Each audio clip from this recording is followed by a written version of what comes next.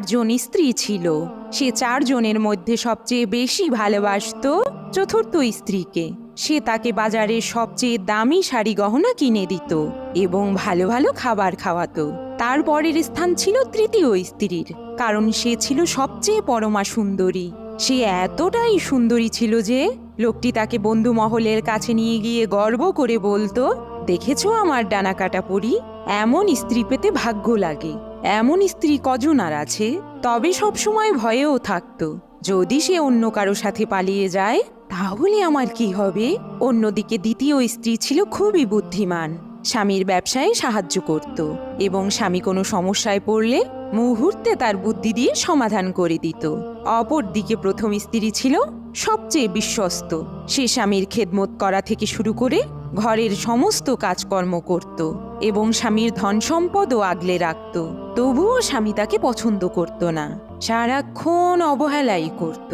একদিন লোকটি হঠাৎ অসুস্থ হয়ে পড়ল। সে বুঝতে পারল, আমি তো বেশি দিন বাঁচব না, কিন্তু আমার এত ধন সম্পদ, বিলাসবহুল বাড়ি গাড়ি, চারজন স্ত্রী, অথচ আমার মৃত্যুর পর আমি তো একা হয়ে যাব। এই কথা ভাবতে ভাবতে সে তার চতুর্থ স্ত্রীকে ডেকে জিজ্ঞেস করল, শোনো, আমি তোমাকেই সবচেয়ে বেশি ভালোবেসেছি, ভালো ভালো খাইয়েছি, ভালো মানের পোশাক পরিয়েছি, তোমার সকল আবদার পূরণ করেছি, কিন্তু এখন আমি মারা যাচ্ছি। আমার মৃত্যুর পর তুমি কি আমার সাথে থাকবে? চতুর্থ স্ত্রী বলল, কখনোই না, মরার পর কেউ কি কারো সাথে থাকে? এই বলে সে হন হন করে চলে গেল। এ কথা শুনে লোকটি ভীষণ আঘাত পেল। এবার তৃতীয় স্ত্রীকে ডেকে জিজ্ঞেস করল, আমি তোমাকে সবসময় ভালোবাসি, এখন আমি মারা যাচ্ছি, তুমি কি আমার সাথে থাকবে? তৃতীয় স্ত্রী বলল, জীবনেও না, আমি আবার বিয়ে করব এবং নতুন করে সংসার করব। এ কথা শুনে লোকটি আরো দুঃখ পেল।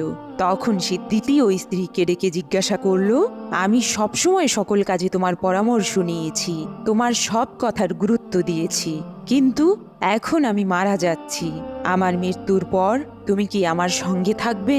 দ্বিতীয় স্ত্রী বলল, আই অ্যাম সরি, এ কাজে আমি তোমাকে সাহায্য করতে পারবো না, আমি শুধুমাত্র তোমার সাথে কবর পর্যন্ত যেতে পারি। হঠাৎ আড়াল থেকে একটি চিরচেনা কণ্ঠস্বর বলে উঠল, আমি চিরকাল তোমার সঙ্গে থাকবো।